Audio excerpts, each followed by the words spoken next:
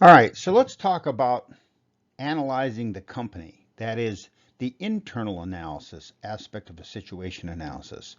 Now, many organizations don't like to do an internal analysis, and if you're an outside consultant coming into an organization, it is important that you go through and discuss the internal analysis with as many key players in the organization as possible so that you get a really good feeling for what the internal analysis looks like.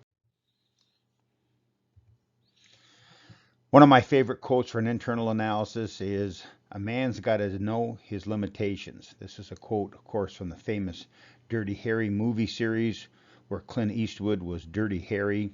And this is an important notion. That is, everybody has to know their limitations. I play a lot of golf in my old age, and there are certain parts of my game that are better than others, and it's important to know what your strengths are and what your limitations are, because you would like to make sure that your golf game plays into your strengths and you avoid those things that you're not as good at.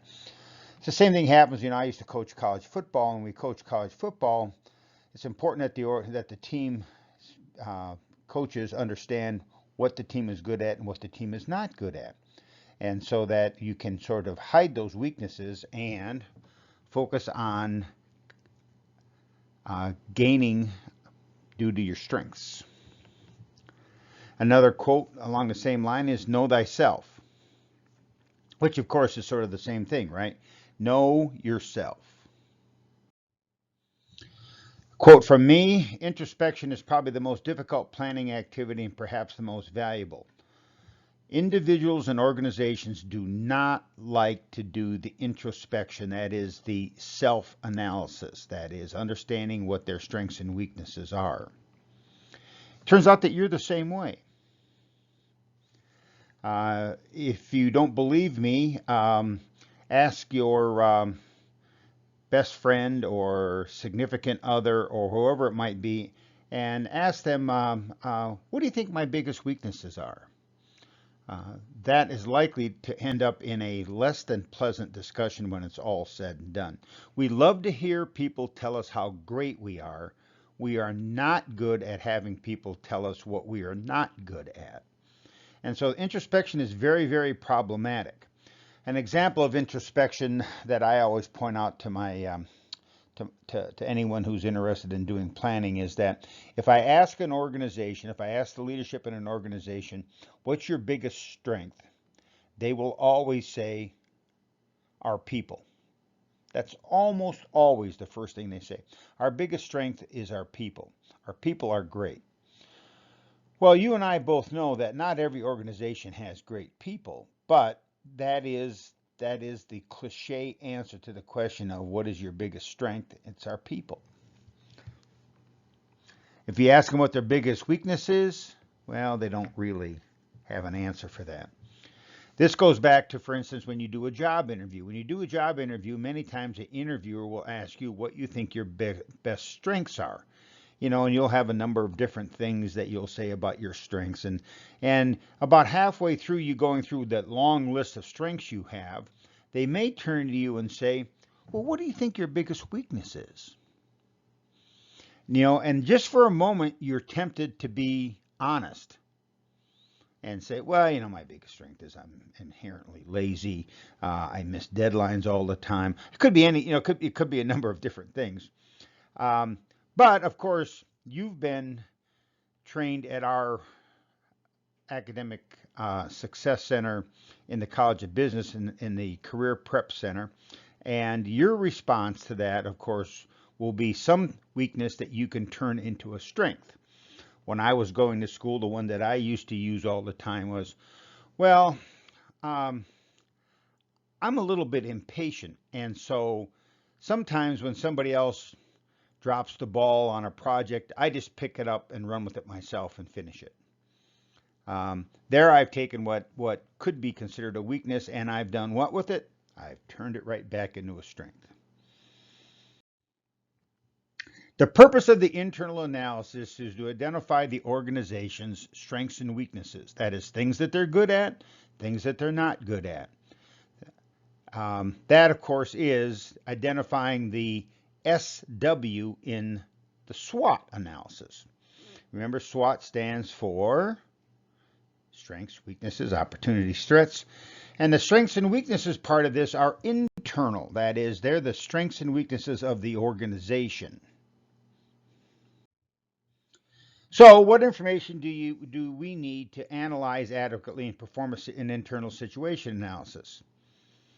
And of course, the answer to that is it changes for every single marketing plan and market opportunity analysis. But you do want to sit down and ask yourself what internal information is critical for our internal analysis report. Typical information for an internal analysis, you might start off with some relevant business unit history, goals, and culture, questions about mission statement, current goals, how important the business is to the parent company, and a number of things like that. And of course, the purpose behind finding this information is to get a feeling for what business this organization is in, and what sort of a organizational culture do they have to be successful in that particular business. Of course, we might start off with historical and current sales and profits per product line and share of market. This, of course, would be the sort of the basic nuts and bolts that we do for every internal analysis.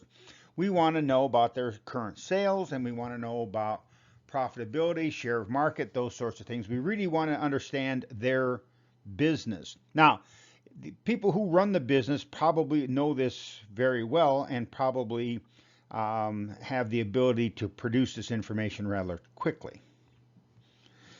Now, the other thing that I always like to get when we do the internal analysis is past successes and past failures. And the reason for that is, if I go around the organization and ask you to describe what your strengths and weaknesses are, you'll have one set of answers. But the benefit of looking at past successes and past failures is that those are objective events that help us to identify what we're good at and what we're not good at.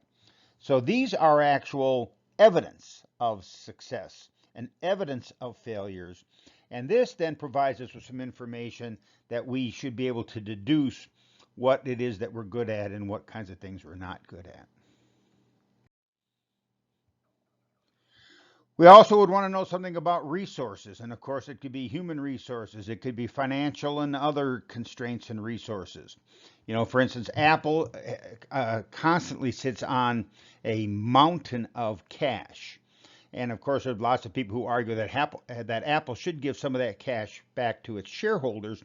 But Apple contains that they want to have that money available, those financial resources available, in case they need to do something in a big hurry or to buy someone that they think will really help their product improve.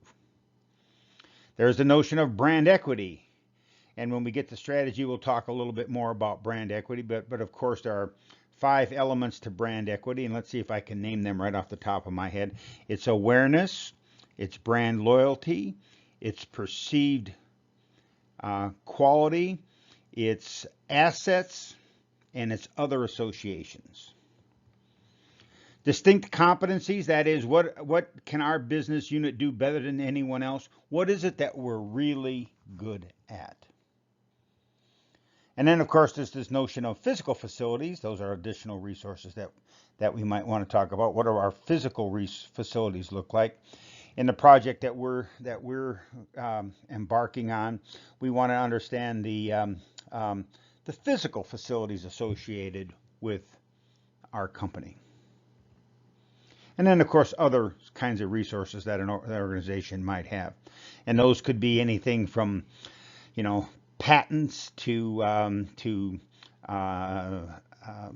having moved down the experience curve to some sort of economies of scale to a number of other things. We then want to talk about offerings, and we're going to spend a little bit of time in more detail talking about offerings, but these are, what is our current strategy and what kinds of products do we have and services do we have to to offer to the market. And then, and then other things like what's our promotional strategy going to look like and what's our distribution look like. So now let's go into each of these areas in a little bit more detail. So it's on to the next lecture.